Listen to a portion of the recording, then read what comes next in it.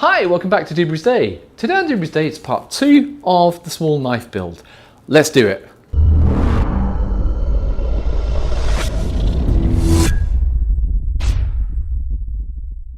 If you remember from part 1, Mini Doobs and I cut out the forms of these two knives. We're now going to work through the next stages, which is to blue dicom the handles, drill the holes on the handles. We then have to draw a line down the middle of these and profile them. So let's do that. Okay, let's talk about granite slabs and why you need granite slabs.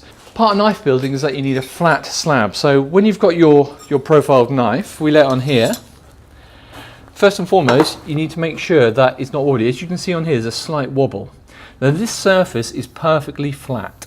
Okay, if I can just ask Mini Doobs to zoom into here, what you can see is this is the profile of the granite slab, and it shows the height, the high parts and the low parts. Now if Mini Doobs goes up to here, these are in what are they called? Micrometers? Nanometers or micrometers, we need to double check. But this shows the profile. So the four corners are 0, so they are perfectly flat. And as you can see, there's 1.3 on the edges this way, 1.8 goes up to 2.3. The diagram below shows you that profile. So it shows you how flat that actual surface is. Now scrolling down, results of the parallel surface 2.3. I'll do a check offline, see what it is, and I'll put that down the bottom of the video. You need this to be dead flat. Now, as I mentioned, the knife, if you can see on here, is wobbling ever so slightly. Can you see that wobble? Ever so slightly, which means it's not actually flat. Bearing in mind that the surface is flat, we know this knife isn't flat. Now that's really important. So when we come and do the profile of this blade round here, we will blue dicom and we will use a height measuring gauge, which we don't have yet, so we'll have to use a drill bit at the moment, because you want the dead center of this blade, and you grind down to that dead center part to make the blade sharp. Anyway, that being said, today's task is to blue dicom the handles, drill the holes, start edging or cutting in the profile on the grinding machine, the 2x72 grinder, and we will do that next, and we'll record that as we go. Okay, blue dicom. As we had mentioned in the previous one, it smells of solvent, so it's not good, kids, don't sniff it. What we're going to do, we're going to blue dicom the handles. Actually, it's like a paint type thing. It allows you to mark out a steel marking. The reason we're doing this is that when we then mark the holes, you can see exactly where they're going to be, where we'll be drilling with the drill press. So we've already done Mini Doobs. I'm just going to do mine. We'll do that part first. While that's drying, we'll do the mark out on Mini Doobs's. Show you Mini Doobs's.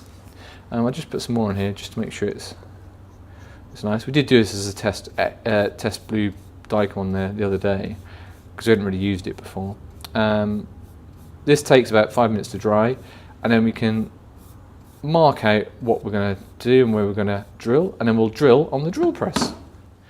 Okay, the next stage is using the calipers, which are here, to mark out on the actual blades. We'll do that in just a second. Before we get down to that point, just want to talk about the brass rods. So I went on eBay, and these are all 30 centimeter long brass rods. Down here, please, Ben. These are all 30 centimeter long brass rods, but of different sizes. Depending on your knife, you probably wouldn't want to go with something like this, which is best part of 10 mil.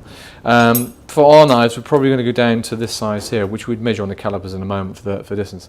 But anyway, the reason this is important is that when we come to drill our holes on our knives shortly, we have to drill the hole appropriately for the pin. And these are brass pins. Like I say, they weren't particularly expensive, about a few pounds each.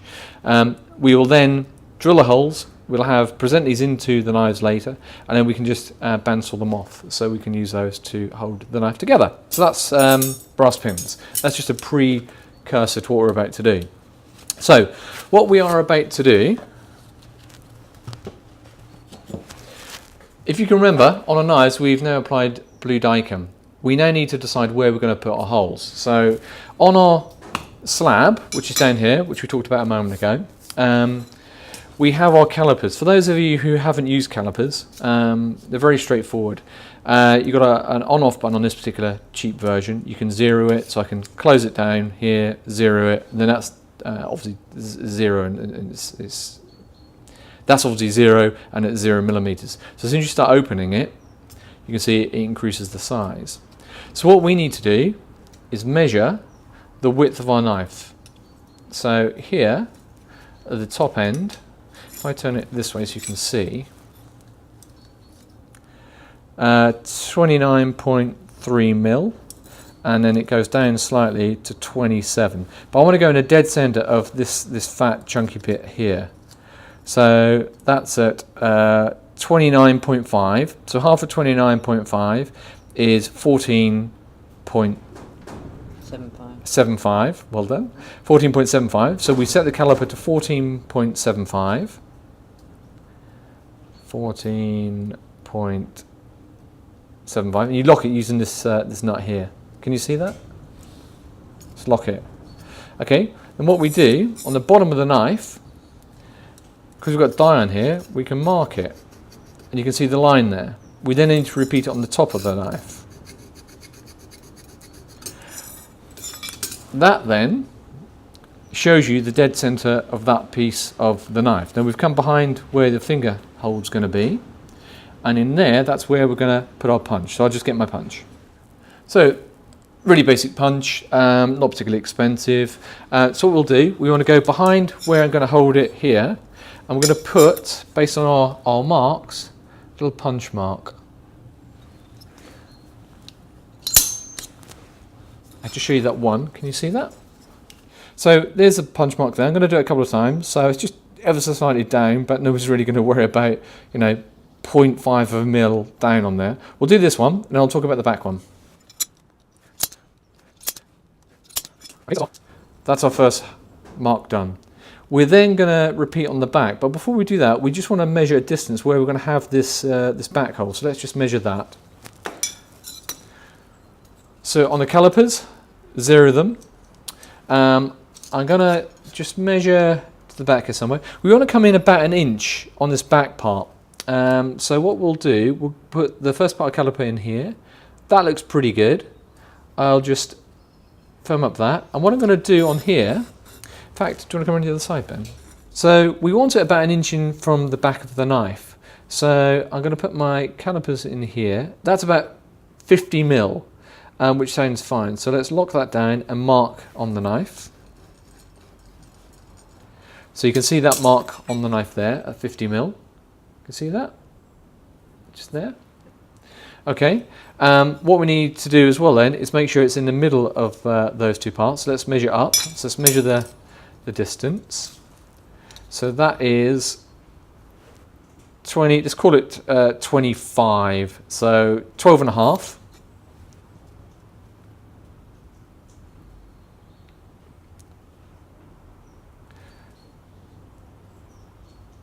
12.5, 12.49, that's close enough.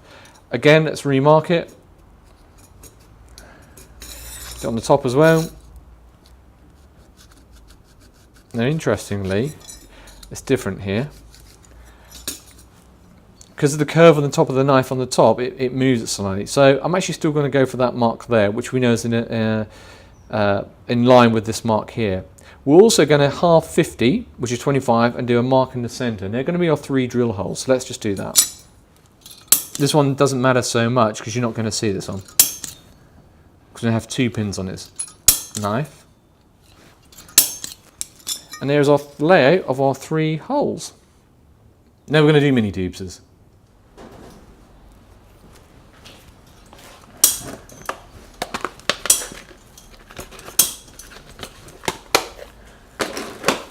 Okay.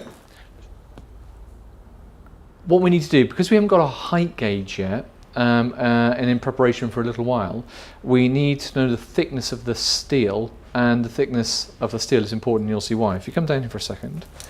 So this is 3 mil.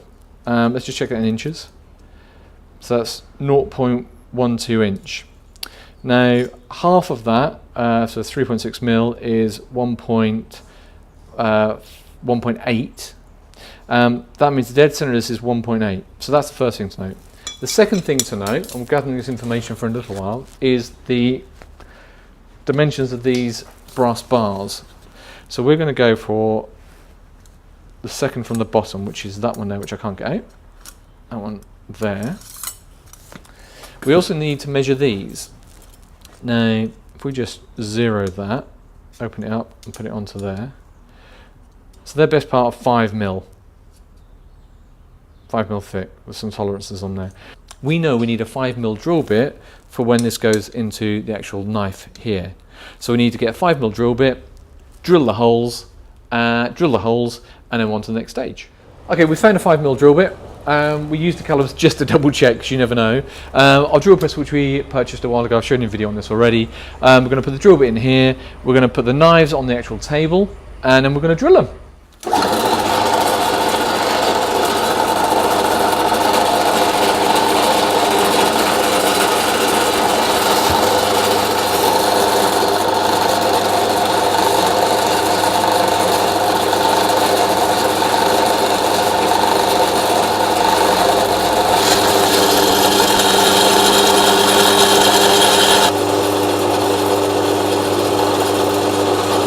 So we've now drilled the holes. As you can see, we've done the 3 holes now. The small ones on the end and the big one in the middle. Bigger one in the middle is to hold the epoxy, so it'll hold the edges on. Okay, next part of the blade is we need to clean off all this surface. Matt suggests that you can use your granite block to make sure it's level. We've got a 2x72 grinder, so we can try and get it as level as possible. Those of you guys who don't have a decent grinder, you can actually just use a piece of sandpaper and make it flat like this. So we're going to do that next on both sides. This will make this all nice and clean. With the blue dicam, if we've got it perfectly level, and we're going to use a magnet to hold it onto here, on this 2x72 sander, you've got a platen. And when this is running, this will be extended and this will be tight against there. You can then move the blade along here. You see it almost fits on there, but just not quite. So we'll have to move it around in circles. But we'll do both sides, make it nice and clean, before we then start working on this, these bevels on here.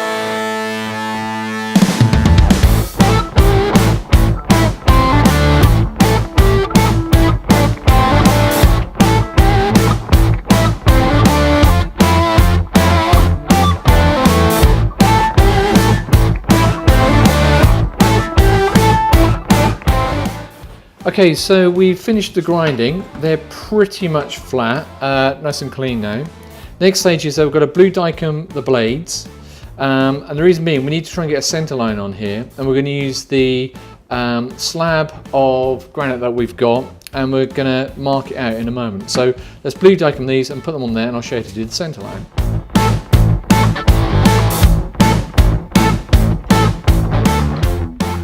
So as mentioned previously, we want to get the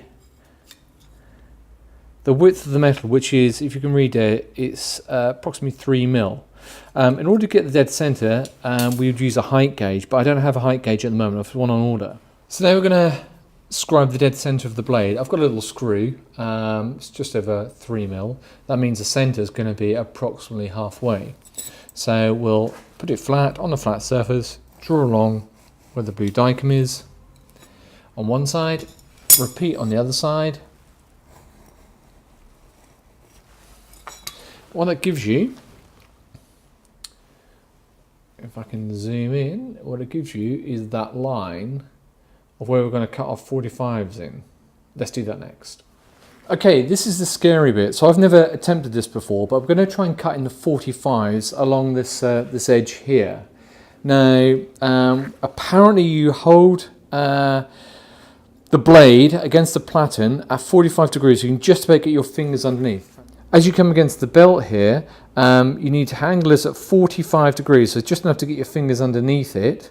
And you come to the plunge line marks, the plunge line's at the back here, so you come a centimetre away from the plunge line, which is this line here, so a centimetre in, and you kind of try and cut in the 45, and then what I've been told is you move left and right with it. Let's have a go.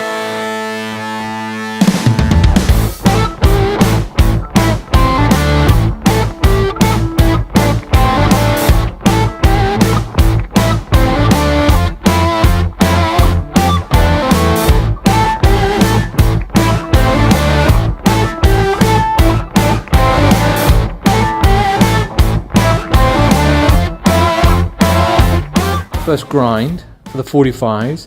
This is the plunge line, and I've tried to keep that the same on both sides. So what Micah says is if you put your fingers on here, you can see where it's aligned, and that's not far off at all.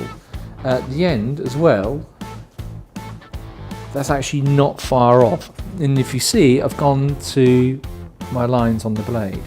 So now, as I understand it, we've got to start grinding up. So we, instead of having it at 45 degree, we now move it back a little bit. So I guess it's 20, 25 degrees, and we'll start moving this up, but keeping towards that plunge line and slowly working our way towards the end of the blade. Let's do that.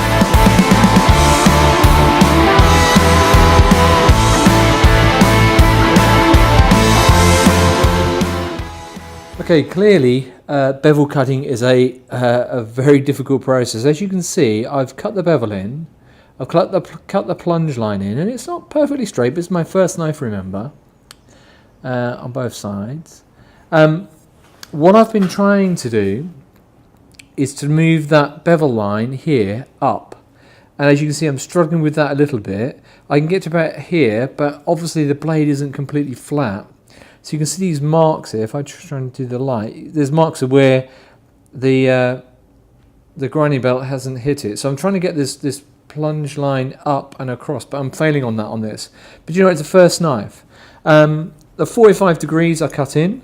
If I zoom like this, the 45 degrees are cut in.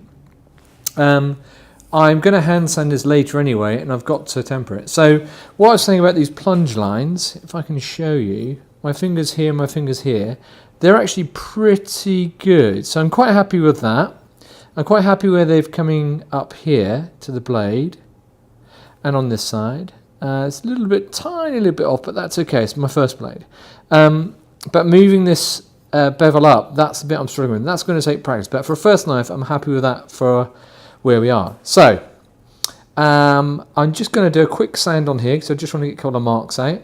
And that's it for today. Next time we're going to do a heat treat on the blade and temper it, and then we move on to hand sanding. But I do want to get rid of some of these little marks out of here if I can. So I'm going to have a look on those. We'll try a couple of techniques, and that's it. So guys, thank you so much for watching Doobrey's Day. I hope you found that useful. That's the next part of the blade. Mini Doobs is going to do his. Next time it's the heat treat and tempering, and then we'll start looking at the handle material. Thanks so much for watching. See you next week. Bye.